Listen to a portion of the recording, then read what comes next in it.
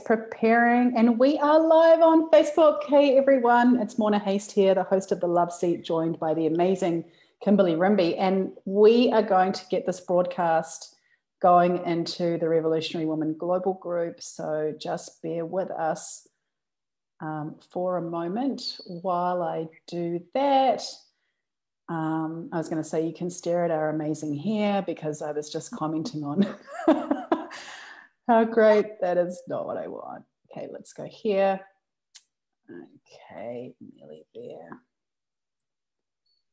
All right, wonderful. And we are going now live into the group as well. Yay! Okay, that works. Yay! Okay, so again, I'm Morna Haist, the host of The Love Seat and the founder of Revolutionary Woman Global, coming to you from it's just a beautiful day here on the west coast of Canada. And where are you joining us from, Kimberly? I'm in the desert of the southwestern United States, Phoenix, Arizona. Wow. How hot does it get in Phoenix, Arizona? Well, the hottest it's ever been that I've lived through is 122. This time of the year, it's usually between 105, 110. So, and normally we're talking very, very, very low humidity. It is the desert. However, today we had major rainstorms last night. And so today is like 44% humidity and heading towards 106, which is a little icky. It's an inside day. That is a little icky. And for the Canadians who are watching, it's actually in the 40s, I think, isn't it? I know we had a heat wave here in BC a couple of weeks ago, and it reached 118 degrees inside our house. Oh, because we don't have air conditioning. In fact, not very many people here do, and our climate is changing pretty dramatically. So a friend said I need to start investing in air conditioning businesses. Yes. Maybe. Okay, enough about the weather. I'm going to introduce you, and I'm so excited for this conversation. So Kimberly Rimbey, Ph.D, is passionate about the transformative power of education. Me too. I'm going to love this chat. Having spent 3 decades as a school teacher and leader, Kim now serves as the co-founding CEO and Chief Learning Officer, I love that title, for KP Mathematics. Kim believes in the transformative power of education, and your heart's work centers on inspiring teachers and their leaders to reimagine mathematics teaching and learning. And you started your career as a kindergarten teacher. I actually want to just read all of this because it's so amazing, and then we'll talk. You started your career as a kindergarten teacher and frequently says that everything you needed to learn about teaching you learned in kindergarten. Yeah, I mean, I was involved in the New Zealand Placenta movement for a long time with small children, and I so get that. You're a nationally board certified in Early Adolescent Mathematics and is a representative of the Presidential Award for Excellence in Mathematics Teaching. You're the co-inventor of KP 10-frame tiles and has authored and co-authored several publications, including Math Power, Simple Solutions for Mastering Math, The Amazing 10-Frame, and Mastering Math Manipulatives, the last of which will hit the shelves in September. And you live in Phoenix, Arizona. As we just said, wow, Kim, I'm so excited to welcome you into the Love Seat. And I'm not going to make any math jokes. That's not true. I already just made one. I'm so curious about this. I actually want to start there. I mean, how did you know that math was your thing? Oh, it took a long time. To be honest with you, as a child, I was always just good at math. It wasn't something I was passionate about. It wasn't something I even necessarily enjoyed. I just did well. And so when I got to college, they gave me some college credits because of my entrance exams. And so I was already partway to a double major. So I could have both elementary education and mathematics as my major. And so I just kind of got a degree in math as a default. I love it. Kind of got a degree in math. I love it. Yeah. And honestly, the secondary story to that is when I first went to college, I didn't know what I wanted to do, but there were 2 things I did not want to do. I did not want to go into business, and I did not want to teach. Kind of interesting for someone who has now spent 34 years as an educator and now a business owner, right? That's right. Yeah. But that switched very quickly. While I was in college, I didn't know what to do. So I took some exploration classes and ended up going into schools and fell in love with teaching. And really what I fell in love with was how kids learn. So the cognitive process that kids go through in order to learn new material. And so that's why I ended up being a kindergarten teacher, is because all the developmental psychology research that I was invested in was focused on early learning. And it happened to be in mathematics. That didn't matter to me. I didn't care about the math at the time. I really was more interested in how kids learn to read. And I was a kindergarten teacher for a number of years. I graduated to first grade for a while and just needed a change. And there was another school district that was opening up this job called math specialist. And I honestly thought, I can do anything for a year and then I'll find my way back into it. So true, right? Yep.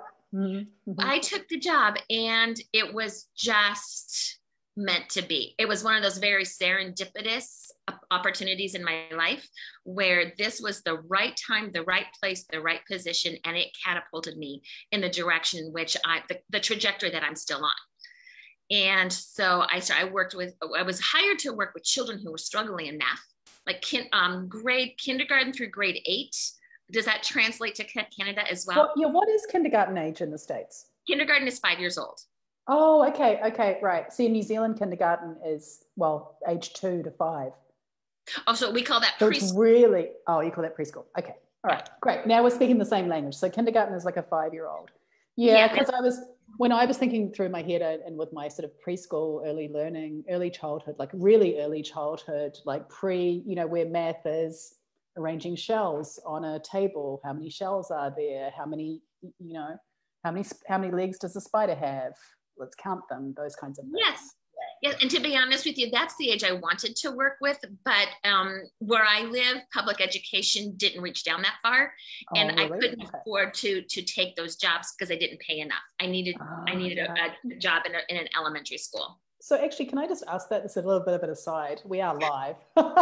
And also, when folks join, just because of the setup, not everyone knows that we're live because they don't get that notifications, but lots of people tune in afterwards. So if you do have questions for Kim, ask away and we'll get to them, or any comments or reflections. I'm actually just curious. I want to ask a question about preschool in the States, because in New Zealand, early childhood education is a thing. It's a formal thing. It's within the system. It looks very different because it's almost completely play-based as that basis for how we begin learning. Why is it not, maybe this is a big question, but why is it not part of the formal education system in the States? Is it more like daycares and just caregiving at that age?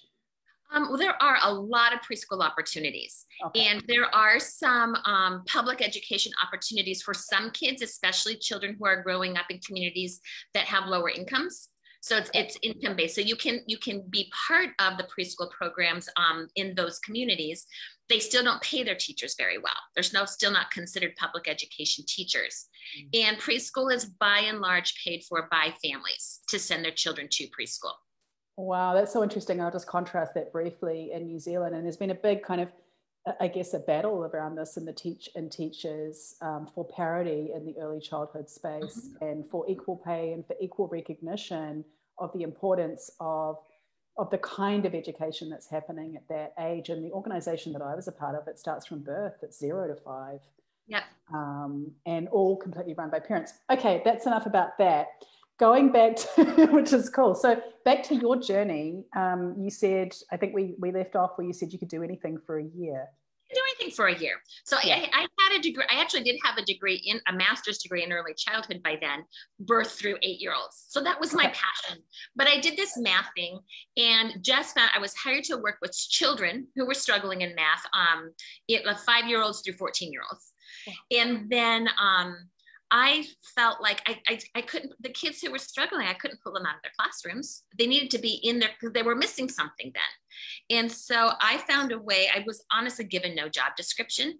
So I created my own and I started working with the teachers instead, going into their classrooms, co-teaching, really sharing responsibility for the teaching of math in the gen ed classroom. And it was that time when I fell in love with working with teachers. And had many opportunities to work not only with teachers, but as word spread of the kind of work I was doing, I had the opportunity to start working with school principals and district level administrators as well. And so I was able to, just over the course of several years, developed this position that now would probably be called an academic coaching position, where I was coaching teachers. But at the time that kind of job didn't exist. So I invented it for myself as other people were inventing it all over the world. It's a thing now. That's cool. So, yeah, so I just fell in love with working with teachers, and I found out, didn't know, that I was pretty good at presenting, doing live sessions with adults. I was in college. I was the shyest thing ever. I could not do speech class, was miserable for me. Getting in front of people and talking was horrible. I think I grew into it by getting up in front of 5-year-olds. And I became comfortable working with groups of 5-year-olds that eventually. Sorry, but if you can present to 5-year-olds, you can present to anyone. Let's get real. Thank you. Exactly. Everything I learned about teaching, I learned from teaching kindergarten. Truly. Yeah. And so now my work is exclusively with teachers. I, over the course, I've worked for nonprofits that work with schools. I have worked in the private sector. I've continued to work with the public education system as well, because it's my personal belief that every single child deserves to have a highly supported, highly effective, well-equipped teacher every minute of every day in every single classroom. And right now, that level of equity doesn't exist in a lot of places. And so I always want to keep my feet on the ground in public education in the That's US. Amazing. Yeah, let's pick up on that, because I think that, we spent a year as a family in the American public education system, and it didn't go so well. And I really respect this idea of wrapping support around teachers. What a job. And particularly in rooms with so many different humans, with different learning styles, with different needs at different levels. And I mean, what's your feeling in general of, maybe this is another big question. I just drop in the big bomb questions. So, right. Yeah, like, what's your feeling in general around the curriculum style and the way things are being taught? And actually, maybe I'll just bring math into this, because we were it was a really interesting experience when we moved to the States with my 2 girls, and part of it is because of the timing of the school system, we missed 6 months because it's a different school year. But math was just taught completely differently, and none of us knew what was going on. And felt like almost starting from scratch. So yeah, what are your feelings around how math is taught, how it needs to be taught, I guess how it's presented full stop in the school system? That's a big question. What do you think, Kim? It's a great question. And just to clarify, I know that here in the US, we call it math. Everywhere else, they call it maths. And everyone else has it right. So I will probably say math. I've been trying hard to say math, but I want to say maths. Yeah. Please do. It's correct. There are many branches of mathematics. The word mathematics has an S at the end because it's plural. That's right. Yes. And that actually leads me to one point that I can make, is that we, in the US at least, and I think in Canada to a certain degree as well, we treat math like it's one thing. And it's not. And so we try to have one size fits all teaching strategies because we think that math is one thing. And part of that is that we are fighting against a system that is hundreds of years old, more than 100 years old. And so we all grew up in a system where math was not taught well. And we come from a culture where it's okay for adults to say, I'm not good at math. And that's almost bragging rights. Especially women, I find. Yeah, the statistic I like to quote is 60 to 80% of the adult North American population has some kind of aversion towards math. And that can be anything from, I'm just not good at it, to this is actually an issue in my life. I hate it. But if we have 60 to 80% of adults, that includes parents, that includes elementary teachers who are not math experts. And so those of us who are laying that foundation for teaching math, we have these misconceptions about what the nature of math even is. Oh, wow. And we feel averse to teaching it. And I hear that a lot. And in North America, it's okay to say that. You would never confess. If you were illiterate and not able to read, that would be something to be ashamed of. Oh, what a great point. Mm-hmm. Yes. But if you feel like you're not good at math, there's a club and everybody joins in and rallies on, yeah, me either. Yeah, I hated it. And you have the one outlier who says, yeah, I was good at it. Yeah. But look at what we do. We are, as parents and as teachers, we transfer that from one generation to the next, and we tell our kids it's okay to not be good at math. I'm not either. And the truth is, maths, I'm going to go plural here, maths is a set of tools that just helps us get along in life. It helps us describe the world around us. It helps us solve problems in the world around us. Just like reading and writing and using language is a set of tools that helps us. Whether you like it or not, to me, is irrelevant. I don't need kids who love maths. I need kids who understand how to use those tools when they are appropriate, how to use them so that they can just move on and not think about it. I just want them to own those tools. Well, and I think, okay, I just want to stop because I need to underscore what you're saying because it's really, really important. And, you know, I just wrote down a set of tools that help us solve problems. And just thinking back to my play center experience where there was no real, I mean, it's a play-based learning experience, so it's a little different from a more formal school environment, but it's project-based learning. So you're learning language, math concepts, geography, personal development, all of those things are happening within a project rather than separating out things by subject.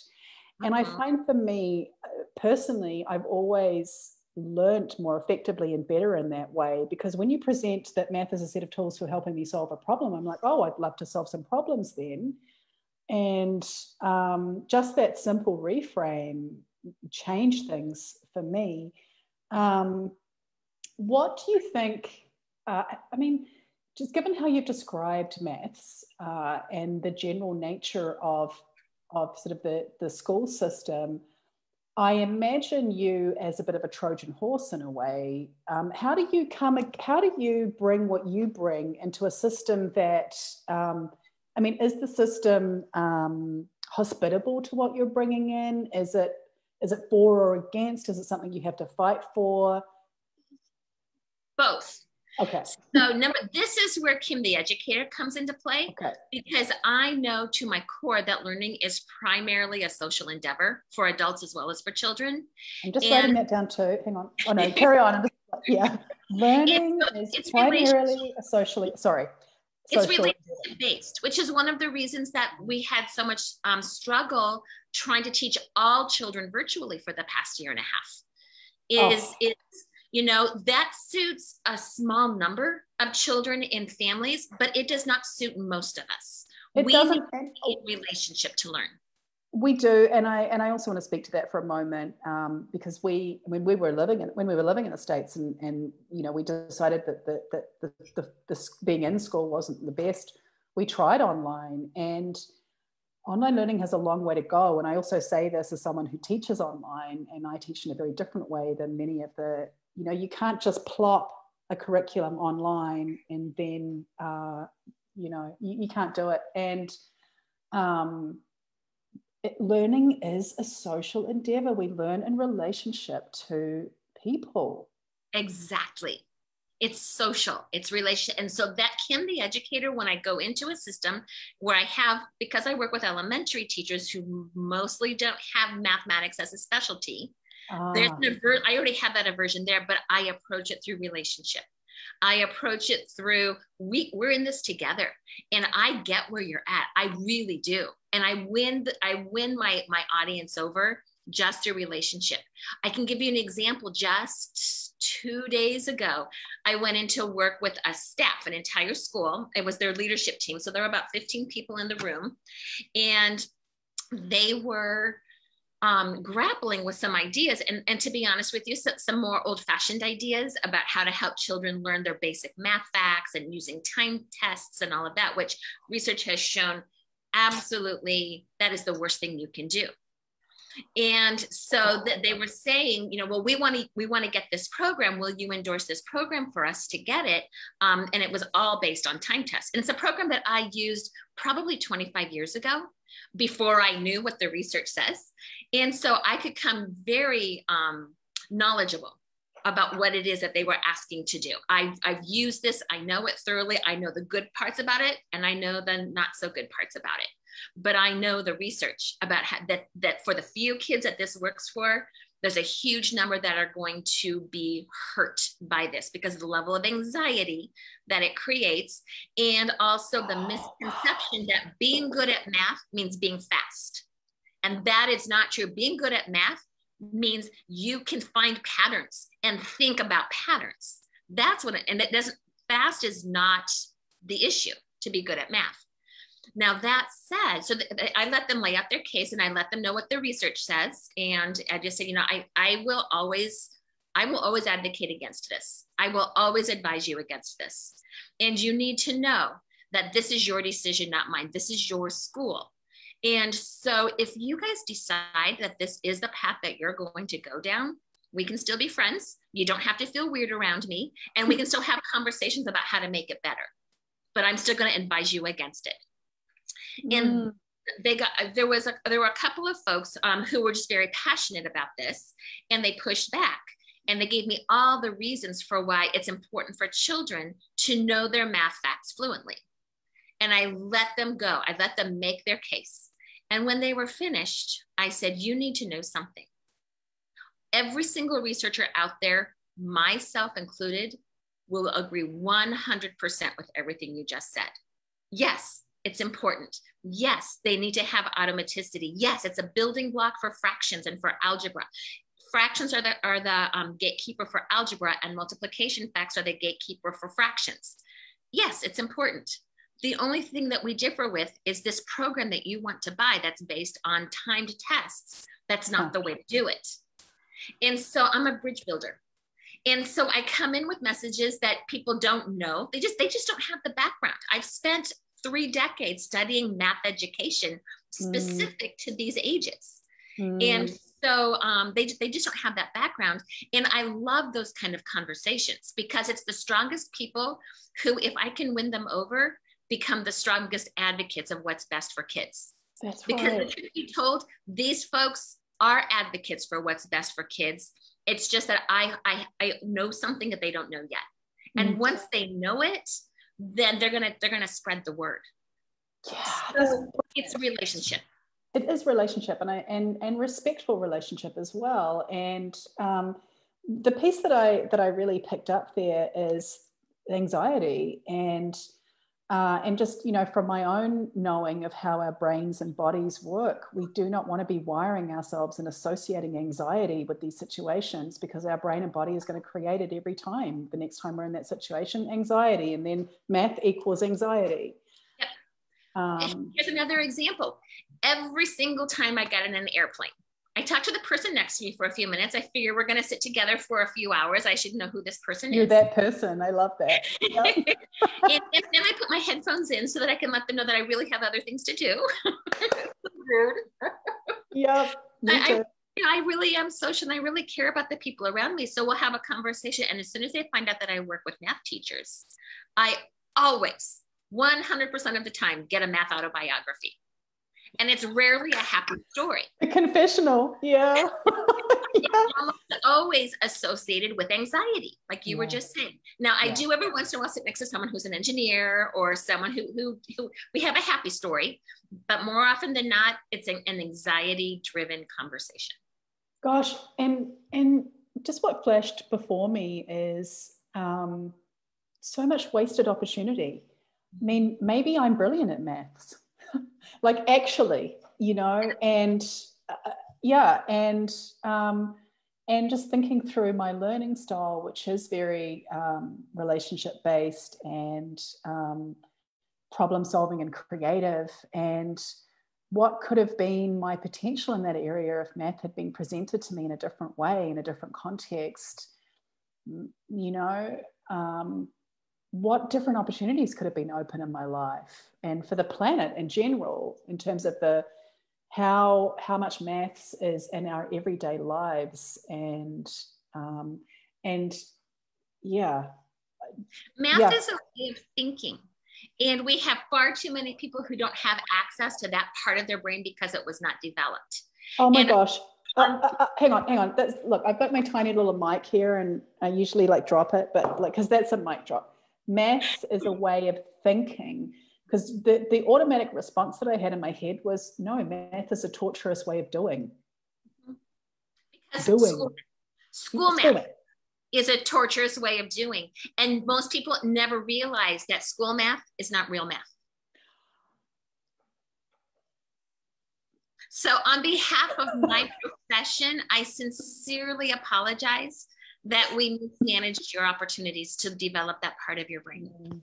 Because we really did. And unknowingly, this is not the fault of teachers.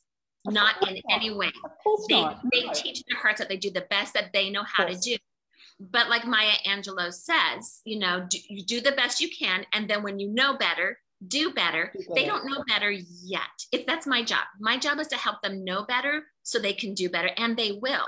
But as a system, we're not there. Well, and let's just talk about the system for a moment, and then I want to gear into what you're doing now before we kind of close out, because we're almost at time. But if you can go a few more minutes, if you can go a few more minutes, that'll be great. I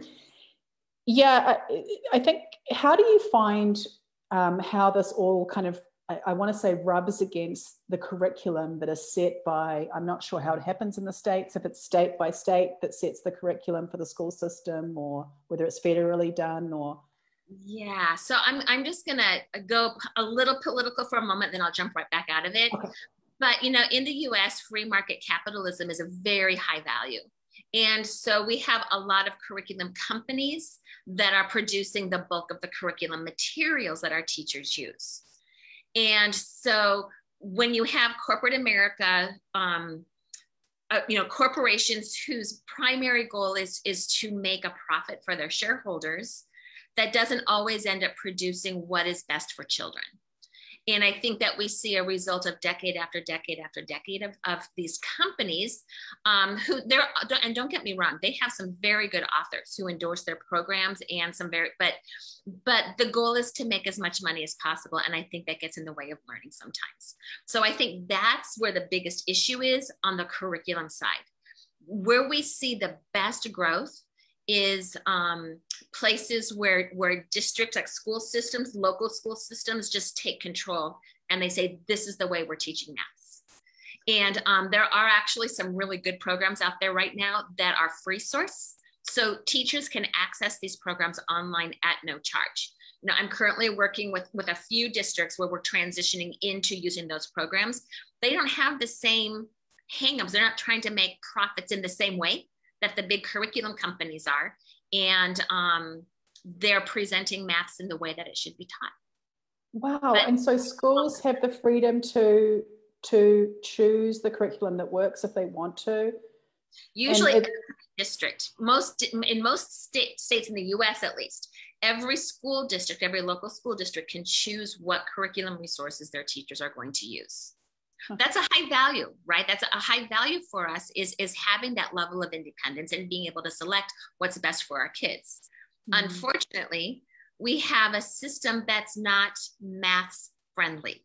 We don't have people who really get maths. And so the best decisions are not always made on behalf of children because we don't know what's best and we're limited by what we have in front of us. And if all we have in front of us are these programs that are created by the curriculum companies, then we don't have the best information in front of us. Wow. So this is where you come in. So as we kind of close out, let everyone know what you're up to and how you're solving these problems, because you are.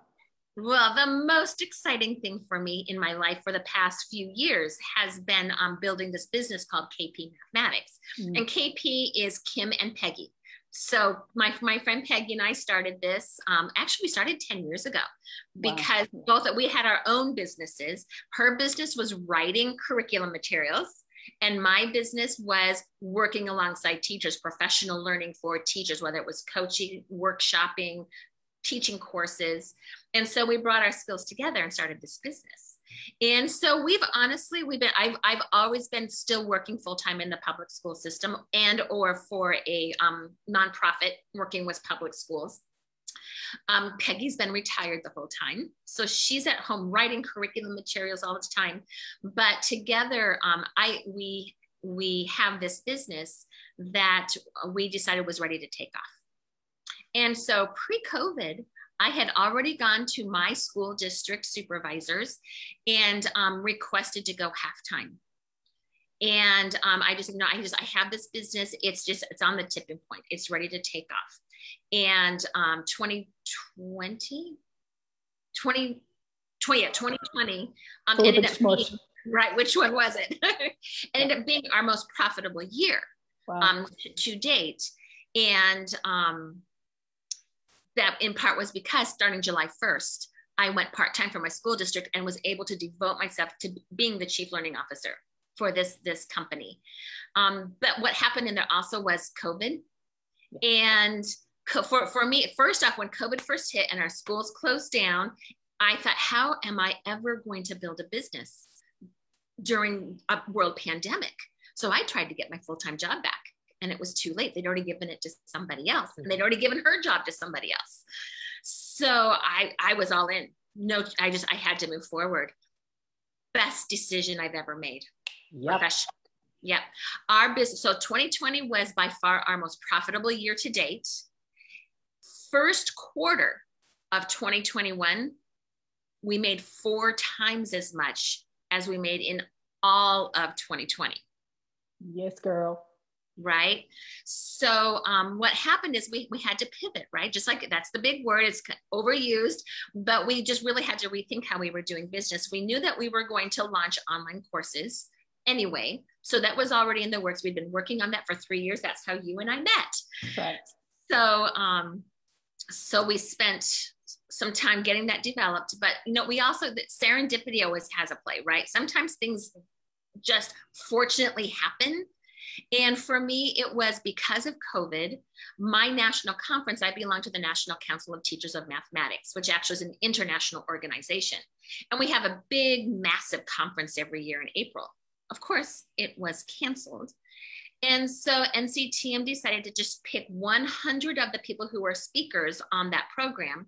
And they did one free session for anybody, not members, but anybody, every day for 100 days. And they picked my session.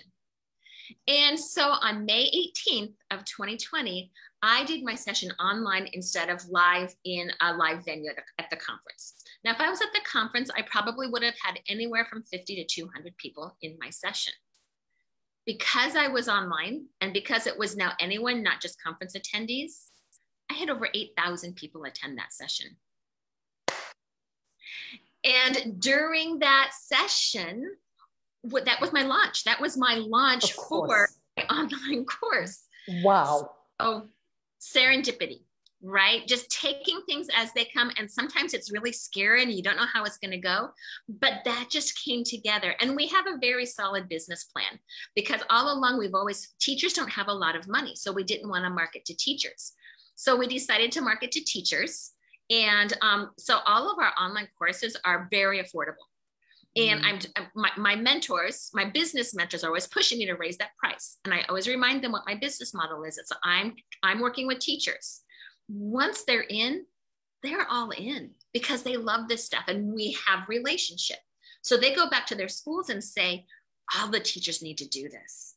So all of a sudden the school pays for the entire staff to attend online sessions with me. Even more so, we also have materials that we've created. So we actually have blocks that we created that help kids understand math at different levels. And they buy in completely to the model that we've designed. So they go back to their school systems and say, you need to buy this for my class and not just my class. You need to buy this for the whole school. That's where the profit comes in as a business model. And, we are all about transforming education. We are not about making a ton of money. As soon as we have a level, as soon as we get to a certain level, we're actually going to open a nonprofit so we can offer more and more of this at no charge to schools that just don't have the funding. But so building up our business, we had a very deliberate model using the online platform, teaching online, but we also have a physical product and we have physical books that we sell. So we use the online platform to to help people understand what these materials do and how they work. And then we get those out into the schools. Amazing. That's our legacy. That's amazing, Kim. And I want to reflect on a few things as we kind of close out. One is, yes, it's so neat to hear stories of serendipity and of just these moments that wouldn't have happened, that we can't predict either, and I think this is also where, the plan is the plan, and, it's going to go like this, but also it sounds like when the opportunity came, you were ready for it. You were ready to materialize that 8,000 people. You had it ready to go. And I also love what you're saying about your business model. And, I'm in the online world as well, and the education world in a different way. And your pricing can be really tricky. And I think we really do need to understand our business model. Who is this for? What are they going to buy at what price? Therefore, how many people do we need? Are you offering something that lots of people can buy, or are you going after that, one big contract or whatever? And I love what you're saying, that you have this idea of how much money you will want, and then to be able to give back after that, I think is wonderful and such a brilliant business model. And actually, my husband and I were just talking about this last night, because we're just a little bit annoyed with billionaires randomly. I'll just randomly say that. And we were both agreeing that I couldn't be a billionaire because I couldn't possibly accumulate that much money. Why would I accumulate that much money when there's so many amazing things to be done in the world? I want to say too that you have a real joy around you. And I think you embody what it looks like to be walking your purpose and realizing your purpose on the planet. And that's a real gift. And I think it shines, that can't help but shine through all of the work you're doing, and the love that I'm sure is imbued into the products that you're creating and the programs that you're creating, and the real on-the-ground transformation that happens when children are opened up to the opportunities that they're going to receive, and teachers as well. Because I want to make this point, that it kind of sucks to be a teacher as well who's not able to get the results they want with the kids that they're working with. I mean, teachers don't go into teaching to not help children learn, right? Exactly. They want to write by children every single day. They want to. Yeah. Okay, my love. As we close out, I would really like to ask you, for folks who may be watching the replay, and also on YouTube, by the way, this is going to go on YouTube too, because we've just started our YouTube channel this interview series is going to go on to. What message do you have for someone who is maybe somebody like me, who is a parent who didn't have the greatest experience with maths, but now has two teenagers who have also received messages from their mother and society that it's not overly important, and also, haven't been able to fit in? I mean, what would you say to us? Or what would you, actually more importantly, what would you say to somebody who's struggling right now? I would say, number one, you have to understand there is no such thing as a math gene. There is not. Okay. It is, being good at math is not biological. It's not something you're born with. Everybody can learn to think this way. Our school system, if you're struggling, it's probably because our school system didn't teach it in a way that makes sense to you. And that's true for 60 to 80% of us. You're not alone. And it's never too late. So, and there are great messages out there. If you go, there's somebody, Stanford University has Joe Bowler with U Cubed. And she has some amazing videos that she's designed for children, for students, for parents, and for teachers. She has entire courses you can take that can help you get in touch with where you are feeling about math, and then be able to turn that around to realize you can do maths. Wow, that is awesome. So as we leave, how can folks find you? Oh, well, it's really easy. My email address is kimrimbey@gmail.com.